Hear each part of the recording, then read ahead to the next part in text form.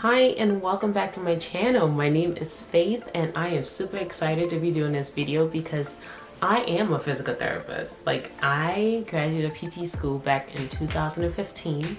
I have been working as a physical therapist for 5 years now. So I love this. I love what I do. I have worked in a lot of different settings. I have worked in workers' comp, outpatient clinic. I have worked in a nursing home. I have also worked in a memory care, independent living, assisted living facility. I am currently working in an inpatient hospital, which is my favorite. I was definitely meant to be an inpatient therapist. It is awesome. I have also done PRN work in home health. I feel like the only settings that I have not worked in is probably pediatrics and maybe the school settings. I have not done that yet. I don't know if I'm gonna do that though because I have kids. And I don't want to be burned out on working with little people because when I come home I still have to work with my 2 little people. So yes, let's get into today's video. So I am going to be talking about 3 things that I think is very important to keep in mind before applying to PT school, and also when you're considering the profession.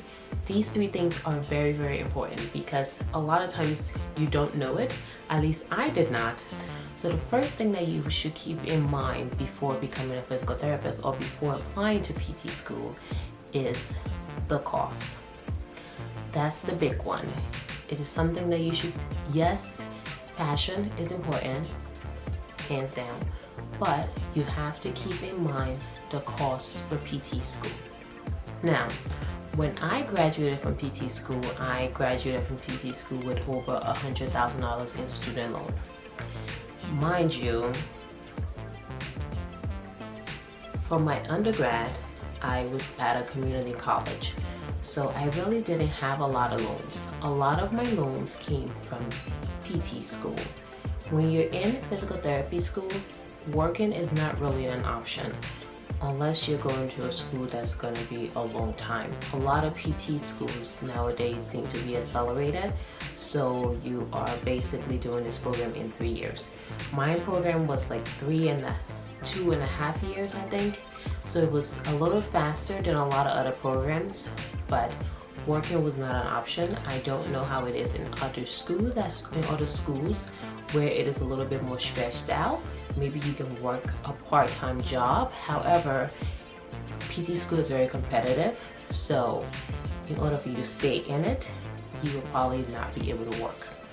And if you're not working, your living expense is coming from student loans, your books coming from student loans, your hangout time money coming from student loans, unless you have like a good size savings or your family is well off and they are helping you pay for all of these little expenses that might show up. That is something that you have to keep in mind, is that PT school is very expensive. Number 2, you really don't make a lot of money as a physical therapist. When you first graduate PT school, when I first graduated PT school, I should say, I went into workers' comp and it was like an outpatient clinic. I was the only therapist in that clinic, so I made good amount of money. It's probably like $40 an hour, so that's not too bad. That's pretty decent for a new grad. However, that is in outpatient and also in workers' comp. A lot of PTs don't like to do workers' comp because workers' comp is a lot of insurance crap. For those who don't know what workers' comp is, it's basically when you get injured at work, that's where they send you. So companies are kind of really wanting the therapist to justify every single thing you're doing and why this patient has to keep coming to therapy. Like, you have to justify it. And it becomes a bit much because you have to send things out to the company to get approval and then you continue with therapy. So that is why it was a little bit on the higher paying end of things, because you are basically all of the above. You're the therapist, you're the receptionist, you're the secretary, you're the everything. You're the PTA, you're everything. So they pay a lot better. However, in most cases, new grads, sometimes they start you off, in some states, start you off with as low as $63,000 a year. In other states, you can start off a little higher, but in general, new grads don't make a lot of money. Now, keep in mind, if you are graduating PT school with over $100,000 in student loans, if you get a private loan, it's a lot harder to get an income-driven base payment. If you get a federal loan, it's a lot easier to do that kind of stuff. Private loans like Sallie Mae and stuff like that, they are a little stiff when it comes down to making payments because they are expecting a certain amount of money a month. They don't keep in mind that you have families and that you have kids or other things that you have to take care of. They just want you to pay them their money. So that's something to keep in mind. After PT school, new grads, you don't make a lot of money. You might have a doctorate degree before your name or after your name, whatever way you want to put it, DPT, doctor, whatever. Yeah, you probably have a doctor somewhere around there, but it is really not a lot of money for new grads. So keep that in mind. Don't do physical therapy if you are trying to get rich. Yes, you can work for yourself, but that is going to be your long-term goal. Your short-term goal will probably have to be something small. Long-term goal can be something bigger where you might be able to make more money. But initially, you are not going to be making a lot of money. You have to work, get the experience, because in therapy, it's not so much about your degree. Master in physical therapy and doctor in physical therapy, experience in physical therapy is where it's at. So that's just that, because once you have more experience, you can negotiate a little bit better because you have a little bit more certification under your belt, and that's where you really start making money, is with that kind of stuff, experience, certification, and all of those things. Number 3, when you think about physical therapy and why you want to become a physical therapist, you need to have a reason that goes beyond I like helping people, or a reason that goes beyond I like working with people, because there are a lot of professions where you can help people. There are a lot of professions where you can work with people.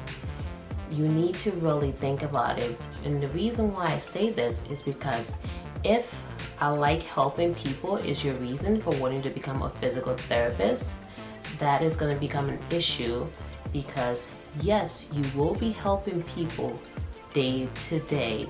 However, as a physical therapist, you would have to deal with a lot more shit than just people who need help. You would have to deal with family, you would have to deal with other providers that are not the easiest to work with. You would have to deal with PTAs. You would have to deal with, you have a doctorate degree, but you don't get the respect of someone who have a doctorate degree. And it's just all of that. You need to look deep inside of yourself and really try to figure out why physical therapy. Why is it that I want to do physical therapy? Have a solid reason where when things get really hard at your job, you will be able to look back at that reasoning and say, you know what? Yes, it is hard, but I really love what I do. I truly love what I do. And exercising is not just all there is to it. Like, there's so much more to it than that. For me, when I was considering becoming a physical therapist, it was after my mom fell. She needed surgery. She injured her knee, and she went through the process of rehab.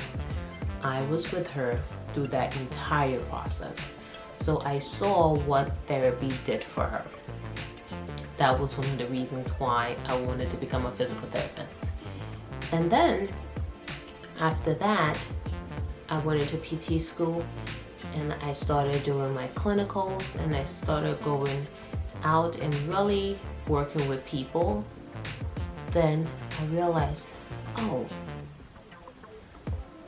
this is something that we don't have in Liberia. So that was another thing that also pushed me into was becoming the therapist that I am today, and also continues to push me towards becoming the therapist that I want to be in the next 5 to 10 years. Because I saw something, I'm like, the people in Liberia can really benefit from this. I can potentially go to Liberia and help a lot more people get this kind of service. A lot more healthcare provider have a better understanding of what therapy is about. So it was all of that. So when things get shitty at work, where I'm like, why am I doing this? Like, I have a patient calling me the N-word, or I have a coworker who is totally disrespectful. It's like, you know what? I have a plan. It is just going through this part of my today to get to being the therapist that I need to be in order to train other people to be great therapists as well. So you have to have a plan, and you have to have a vision for yourself that goes beyond I like helping people and I like working with people, because people can be shitty at times.